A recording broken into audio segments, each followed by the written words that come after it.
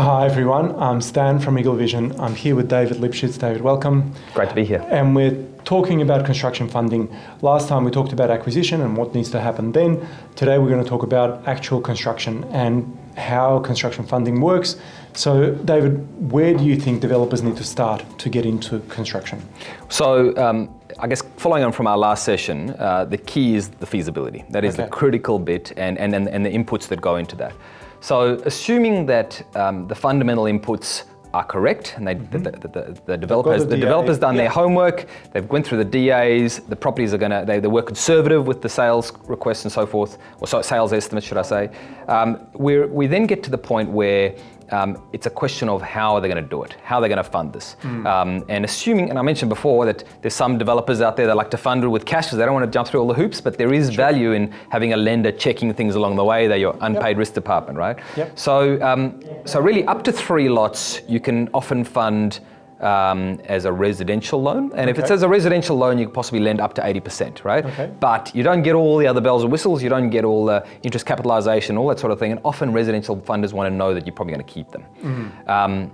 So if it starts going above, or often it actually starts at 3 with a lot of funders, it becomes a commercial loan where suddenly they go, well, the maximum loan to value ratio on end value is 65%, and then it's a question of, well, okay, now we need to add, that 65% also needs to include 10% or 5% of the construction cost as a contingency. It needs to include all the other bells and whistles, all the other costs need to be chucked in there, up to and including, if the client can't service it, the interest capitalization, right? So it's all part of the package, and like I said before, a development is often misunderstood, and they say, oh, well, it's a development I'm doing on the side. It's actually a business. It's a business where you almost do a business plan, and it needs to stand on its own 2 legs. And often, as soon as developments get over a certain size, the cash flow from that developer wouldn't be enough to be able to service it in their own right. It makes sense? So the developer needs to service itself. It makes sense? Yeah. So during construction, what are banks looking for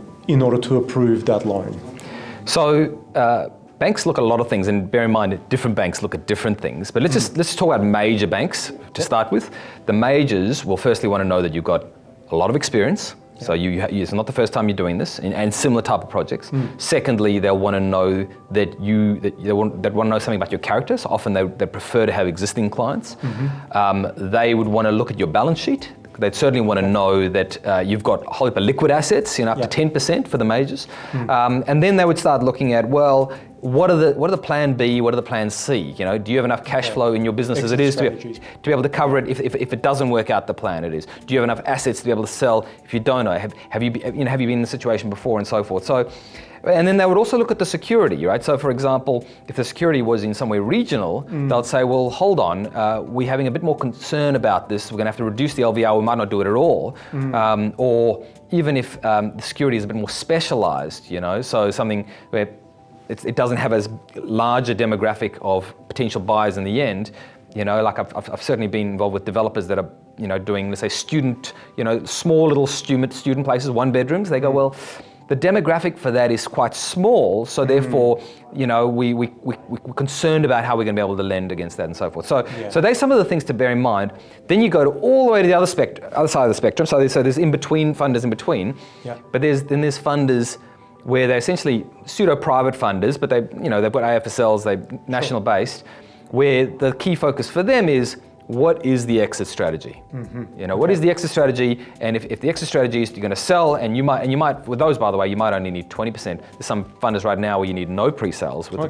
And bear in mind, keep that in mind, because people say, well, I'm paying 3 times what I'm paying in interest for one of these funders. Why would I go with them? Well, guess what? The holding costs are going to be 3 times less, because you're going to be able to get into the project far quicker rather than have to wait to get 100% pre-sales and so forth, right? And there might be majors that you still won't go ahead because you don't have that experience and so forth. So And bear in mind that these private funders are a bit more, and that goes into some of the second tiers, the La Trobes and so forth, where they're a bit more commercial about it. They go, well, actually, you might not have experience, but have you got a project manager that's involved? Have you got other people? Have you got a builder that's done this before? Have you got, they sort of look to ways to mitigate it. Okay. And then Whereas it's a matter the majors won't do. Majors just wouldn't even consider it, right? Okay. So I guess the key takeaway here is there certainly are ways to fund it, even if you don't meet the requirements of a major. Yep.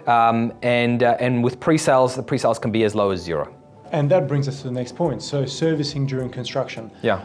If the developer can't get capitalized finance, are there any options through funding? Can they get second mortgages or something like that?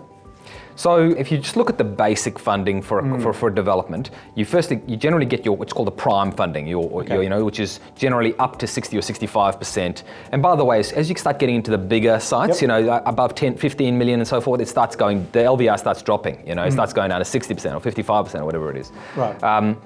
With a number of funders. But then above that, you get what's called the MES funding, the mezzanine funding. And often there are a number of MES funders out there that specialize in that. The issue with a lot of MES funders is just the fact in the current climate is that they will go behind majors, or they'll go behind, let's say, a Bendigo, or go behind a Bank or whatever, but they won't go behind a private funder, because often they know how private funders work when they start taking recourse, and there generally isn't a lot left over. But behind majors, they know they sort of play with a straight bat. So there's MES funding available, or they'll go behind a Suncorp, whatever it is. Sure. So it's important to understand that structure. But then there's also the ability to use equity from elsewhere, right? And often developers would have other equity that they can use for their funding, or as I mentioned before, even that residential example, we just constructing 2 to 3, but you don't want to have to fund the whole construction. But basically the lender's expecting you to. You might have a line of credit on the side. You might have something on the side which is covering the costs. Yep. Makes sense. Just get a bit more in. And how about pre-sale requirements? I guess things change during different environments. Where are we at right now with that? Well, it's still tough from pre-sales. Like any major lender will want 100% debt cover. Wow. Debt cover pre-sales. So 100% debt cover means if you're borrowing 70%, right? They want to cover all of that 70%, which generally equates to, let's say, 50% in pre-sales or thereabouts. But they will often say, well, the pre-sales need to meet their criteria, right? So it needs to have 10% unconditional, it can't be any concentration, it can't be any foreign buyers. There's a whole host of requirements, and they'll just discount a whole host of pre-sales and say they don't count. You need more pre-sales to be able to meet the 100%. So it's quite onerous, and often what it means is that it's going to take a lot longer. You need a lot more holding costs. Of course. We talked about acquisition before. If you are needing to fund the acquisition, you need to make sure that you've got enough contingency to keep that holding cost while you're getting this pre-sales. Yeah, because the marketing costs come up and all that kind of stuff. Correct. Right, okay, cool. And how about best accounts for construction? Is there anything like that? Like bank accounts? I think as a rule of thumb, the funding is the main construction funder, generally the prime funder, they'll want to control things. And so it generally means that they're actually paying the builder direct, if that makes sense. The only bits that they will let you control generally is potentially the GST side. And we'll talk about GST in a moment, but so often they'll pay the invoice and you need to cover the GST, and then you can probably, and with bigger developments, by the way, you would change your BASs to be monthly, so you can basically control the GST on a monthly basis and manage it that way. Makes sense? And so we're getting to something called GST revolving account. Is that what that's all about? Yeah, so there's some funders that are happy to just add the GST revolving account above and beyond. So let's suppose they're doing a $3 million construction. The most at any time, let's suppose the most that within any month might be, let's say, 200 or 300 grand, or maybe 500 grand. Let's say it's 500 grand, right? That's only 50,000 in GST, right? So they might only say, well, here's a 50 or 75 grand GST account, which just means that you can pay the GST, but you're going to be getting it back pretty quickly thereafter. It makes sense? Because you're doing that monthly BASs. Look, that's all that we sort of wanted to cover in this particular episode on construction. Next time, we're going to talk about retention and what happens with funding options at that stage. Thanks so much for watching.